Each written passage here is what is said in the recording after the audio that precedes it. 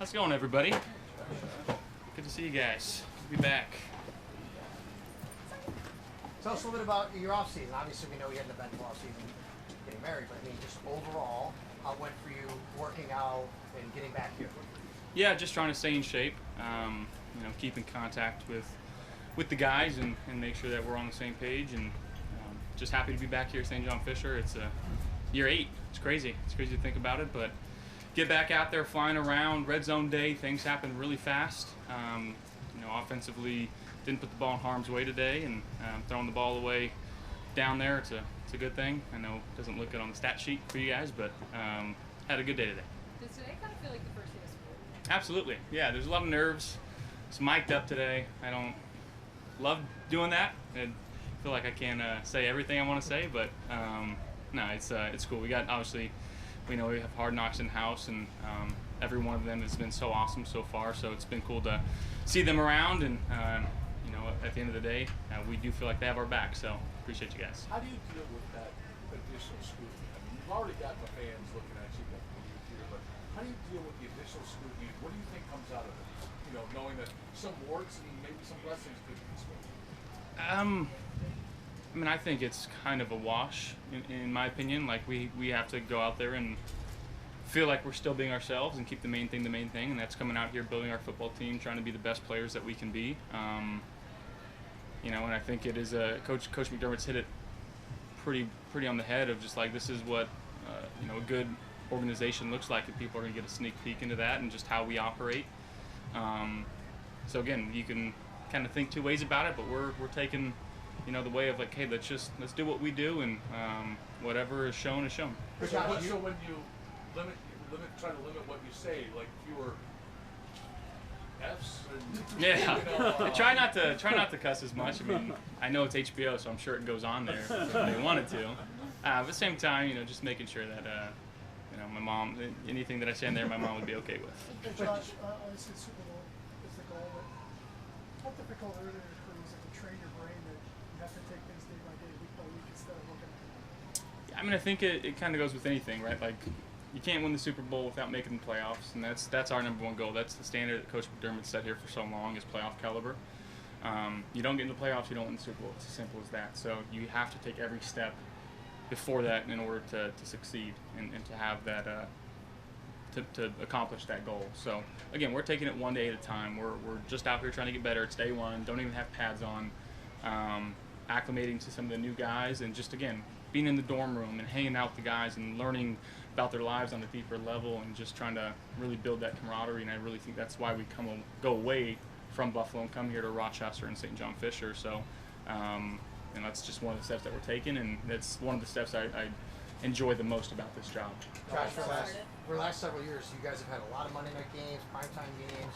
You've gone deep in the playoffs. There's been a lot of cameras. Do you think this team is better equipped to handle all these extra cameras around than maybe your teams wouldn't have been in the past, or were a little bit younger?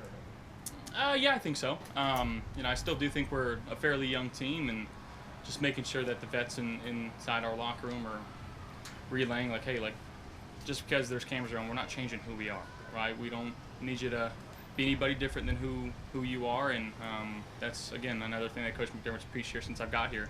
Be yourself. Be you with us, and that's all we're trying to do. Josh, what are your thoughts about, you mentioned acclimating to some of the new guys, just how did that go day one? Yeah, obviously routes on air is one thing, and picking a spot and throwing to it, but when you got live bullets and guys out there, it's different. So making sure we're continuing to get reps with Josh Palmer and Elijah Moore, and continuing to get reps with Keon and Dalton and Khalil, and throwing in Curtis. Like, obviously everybody that I can mention, just getting as much reps as possible, because I do think as many reps as we can get, the better. Josh, you've always said you love training camp. Did you always love it, or did you have to grow into it? No, I've always loved it. It's just being away, coming here. I mean, every moment you're awake, you're around your teammates, around your friends, around strength staff, getting worked on, and there's no better way to get better at football than here. If you love football, you should love camp, and just hanging out and being around the guys. And I know it's it's long and it's a lot, and there's people that have kids that want to be with their kids and their families, and I understand that, but at the same time, to accomplish our goals, like, this is a necessary step in my opinion. What excites you about Elijah Moore's skill set and his potential role in this offense? Yeah, I think he's so sudden in and out of cuts. I think that again, he can play inside and play outside and have that versatility for us. He's a smart guy. He knows his stuff, and he's a fun guy to be around too. Dalton said at the beginning of like the off-season part, as he was kind of rehabbing still, that one of his goals was to take your relationship, you and him, to the next level. What went into that this off-season of just maybe working with him specifically, getting together, anything like that? Yeah, just again making sure we're on the same page, constant communication. I know he's been rehabbing quite a bit and making sure that he's been ready to go and coming out and looking good today. But again, that relationship again with everybody needs to continue to grow and evolve. And I love Dalton like a brother. He's a special human being, and I do believe he's a special player. And I know that he's got so much potential left, and we're just here to try to unlock that and use his abilities to the best of our offense. And I got supreme faith in him. Josh, you just came off a season where you scored 525 points for any team in Bill's history. So what has to be better? What can you do better? I'm going to answer the red helmets question. Great. They're great. Sorry. Yeah, go back So to what it. has to be better? I mean, it's hard to improve on something like that, but in your mind, what has to be better? Yeah, I mean, I still think going back and looking at film, just a lot of missed opportunities from myself. And I can count probably 3 touchdowns that I missed Dalton on last year that, again, we make those plays. The whole conversation about Dalton Kincaid this offseason is probably a little bit differently. But I got to be better for us, making sure that we're in the right place, starting my eyes in the right place, and then just getting through my progressions quicker and finding the open man quicker. And still too many times I put the ball in harm's way last year, and I know we limited interceptions quite a bit and turnovers quite a bit. But still think I can improve on that, and that's the fun thing. Josh, saw you coming off the field talking with Josh Palmer, one of your new receivers, with respect to that being a private conversation. Can you kind of share with us what kind of things you guys are going over after practice on day one? Yeah, red zone. So working on touchdown plays, really, and fade balls and body language down there in the red zone. Where do you want me to throw this ball? What he's expecting from me.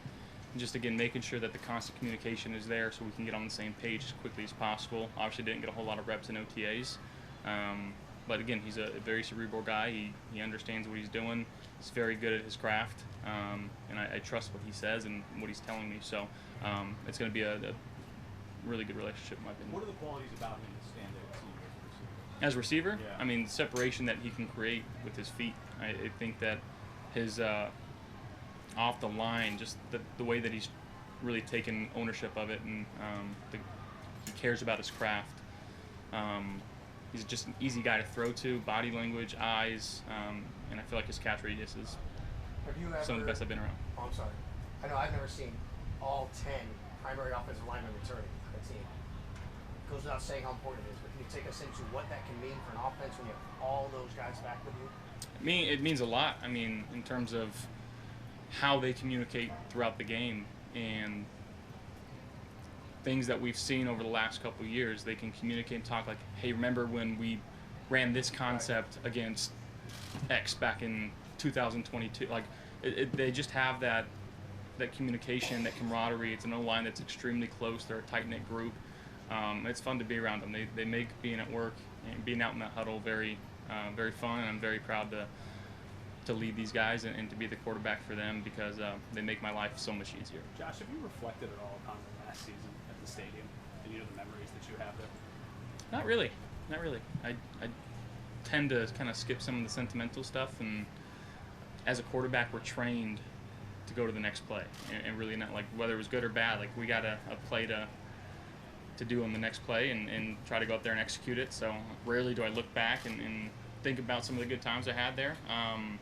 But I mean, it's been an awesome stadium. I just know the fans are ready for something new, but hopefully we can end the season on a bang. How do you change? Well, I know how you change the narrative, but how do you deal with going into this season knowing that the Kansas City Chiefs are still hanging over this team's head in that sense? They still haven't gotten past them when it counts. I mean, we can only control what we can control, and that's this training camp right now. no time like the present. So again, we don't think about that as much as people tend to think. Ultimately, we know that it probably runs through them in the playoffs as it has the last 6-7 years, right? So again, we just have to continue to keep putting our best foot forward and not focusing on the results, but enjoying the process and yeah, going from there. Have you changed what you think you need leading into week 1 over the years? You know, I mean, I know you don't necessarily determine playing time; that's up to coach. But have you changed maybe over the last few years, even with 3 preseason games for sport, like where you need to be on what timeline before you're ready for week 1? I think every season differs, and again, I'm just gonna do as coach tells me to. And if I play 10 snaps, I play 10 snaps. If I play a whole quarter or a whole half, I play a whole quarter or a whole half. And I think that's again, that's just the quarterback in me is like, hey, I'm just gonna do what coach says. And this year, maybe need more, maybe need less. I don't know until we get there. Josh, what's the message you're giving to your team right now? Thank you. Sorry. Say it again. What's the message you're giving to your team right now? Again, just put your head down and work. It's 2.5 weeks in camp. They go quick. But, I mean, you can really show who you are as a person, as a player, over these next 2.5 weeks. And, again, everything that we do is centered around the team and building this team. And, you know, it's different than college. I think everybody knows that, but just hearing that from some of the guys, just like, hey, like, there's no distractions here, right? Like, let's tune everything out. Give me 2.5 weeks of everything that you got, and we'll go from there. Any front runners? Time for 2 more. In the dorm games, Dawson and Spencer won the 2 games of Catan last night. A little bit of collusion going on. They sat right next to each other, so stay away from that. But it's early. We like to switch up how I play and let them feel like they get a little lead and then just yank the rug. So, thank you guys.